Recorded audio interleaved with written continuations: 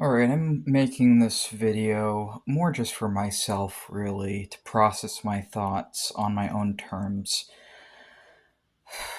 Trying to make ourselves in control of our media usage and not our media usage in control of us, which is very, very hard in the modern day and a consistent struggle for us, as I'm sure it is a struggle for many people. I want to put this warning first for other occultists out there, especially newer occultists. I've been an occultist for 4 years. I have been using different labels since New Year's of 2023. Before then, I was not labeling my craft.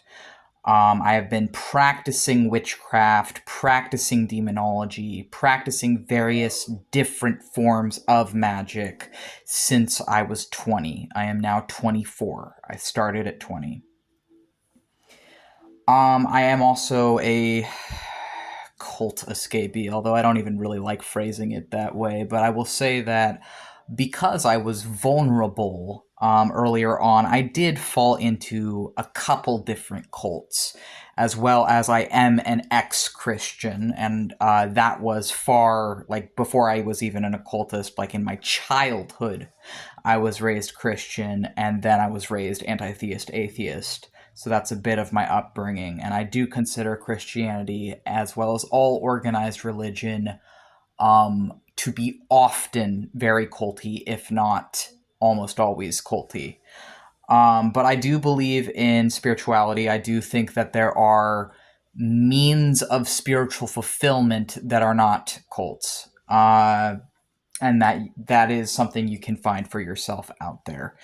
But I guess I want to put this warning that if you are earlier on in your journey, be wary of people online who present themselves as,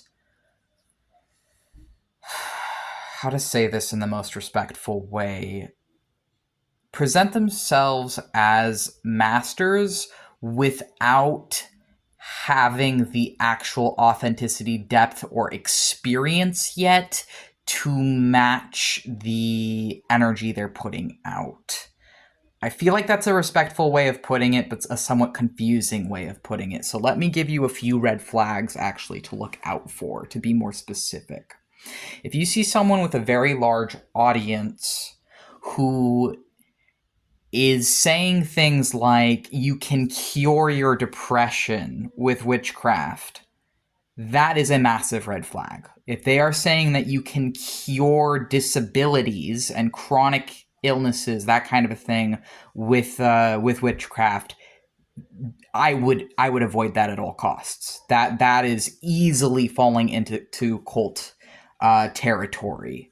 If they say things like you can cure cancer or you can cure terminal illnesses with your craft, again, I would be really, really cautious. Unfortunately, this is insanely common in the occult, and this is one of those areas because the occult can become just a regular cult, and it happens far too often. And it is something that you want to be aware of because, frankly, most cults don't know they're cults, don't call themselves cults. And when you are someone getting into spirituality, it is so easy to not be able to tell the difference between people who actually know what they're talking about versus people who just have proximity to people who know what they're talking about, or who may have hidden things beneath the surface where you can't see. So I would probably establish a rule for yourself. What we've been trying to do is having a 3 red flags rule. If someone exceeds 3 red flags, then we are going to emotionally, mentally, and spiritually distance ourselves from them. So far, we've only seen a couple red flags from some of the things we've recently been interested in, and so we're not, but you want to like establish boundaries essentially for yourself to protect yourself, and also be aware that a lot of the people in these apps and other things who are shining the brightest have the darkest shadows that they are covering up or hiding where you can't see them. When you're already a few years into your craft and very in tune with your intuition, you may be able to pick up on things spiritually, psychically, subconsciously, or just intuitively that other people maybe can't, who can't recognize the patterns. But yeah, one of those red flags to watch out for cults is if they are advocating that their spirituality or whatever can like cure your chronic illnesses or cure your disabilities, even if it's another disabled occultist. Another red flag to watch out for is if they present their way as the only way and as the end-all be-all of spiritual enlightenment or spiritual truth. So, especially with things like the left-hand path, where, you know, the goal of the left-hand path is to become a god. Literally. Like, that's one of the goals, at least in like Western left-hand path stuff. One of the goals is to become and live as your own god, or in our case, gods, plural. So with that, obviously, there's going to be, it can easily toe the line from, what is it called? You know, there's a difference between hedonism and wanting to experience earthly pleasures of the world and wanting to indulge yourself in earthly experiences. There's a difference between that and arrogance, and there's also a difference between arrogance and narcissism. These three things can tie into each other, but are not the same. And someone can be very arrogant, but a good person. Someone can be very hedonistic and indulgent and a good person. I would argue that I have yet to ever encounter a narcissist who was a good person, with maybe possibly one exception, but I haven't seen it and I don't believe in that personally, as a narcissistic abuse survivor of 22 years. So I would say that just be careful and pay attention to the way people hold themselves and what they say versus what they promote and what they tell you to do as well. Because most people, frankly, can't see beneath image. And it's very, very easy to fall for an image. We don't present ourselves in our videos. We don't have the like lights or the like money or whatever to present ourselves as like how some sorcerers out here are able to present themselves, where they give off the visual image of being a sorcerer, right? We don't really do that. We just kind of vibe as whoever happens to be fronting at the time of filming the video. And, you know, that might make us seem less credible. But I see people out here all the time who've been doing this for way less than even we have, who are just sort of starting out, who have a lot more attention and eyes and focus on them, who are being perceived as more credible simply because they have more. And just because someone has a larger platform, or any platform, and is able to say things online does not mean that it's something that you necessarily need to be listening to or are going to be benefited from listening to. Another thing that can be indicative of cults is drug usage. So if you are, whether it's online or in person, in a group that is promoting drug usage, especially if it doesn't matter what kind of drugs. It can be Benadryl, it can be cough syrup, it can be whatever. And I'm not going to say you shouldn't do those things or that you can't do those things. That's your prerogative. Frankly, I'm very tempted to try cough syrup, drug-induced stuff, but I haven't done it. I've heard of it from another occultist.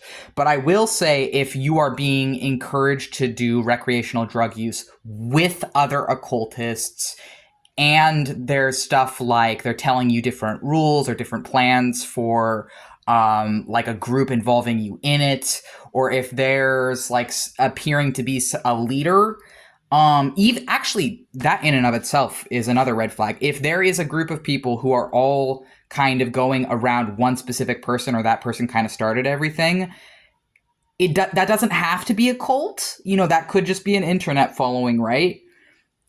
still be cautious. I would say really like just watch out, and don't get too attached to people online, because I've experienced firsthand and seen it so many times where people attach themselves and their spirit and their whatever to these different things, and then they end up getting harmed. And it can be useful earlier on to be learning from these different internet wizards, right? Internet wizards and witches and spiritualists. It can be useful sometimes, but also it can be a detriment. And especially if they're saying that it's absolutely this way or you absolutely need this, and then you find that that's not even true in your craft, or that you were falsely led, then it can take months or even years potentially to undo that damage. And that's why this matters.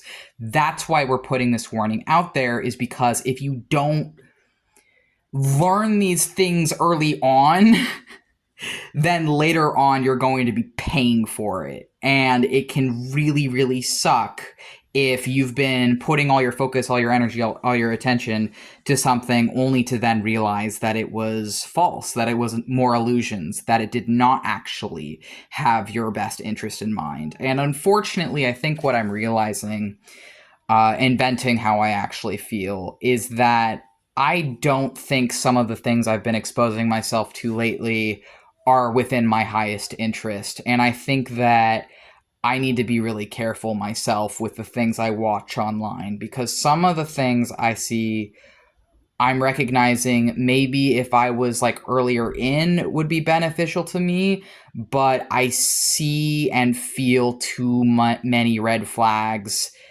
to be comfortable with. And even though it's not like confirmed yet, I'm picking up on things where I'm like, I need to be careful. And to specify also, like, it doesn't matter which social media. It doesn't matter if you're using Threads. I left Threads over stuff like this. Well, not over stuff like this, not over like occultism stuff, but I left Threads over like cyber harassment and the apps themselves censoring people and like white supremacy and whatever, which actually, unfortunately, there is a white supremacy problem in the occult, because there's a white supremacy problem everywhere. There's an ableist problem and a racist problem and a sexism problem everywhere.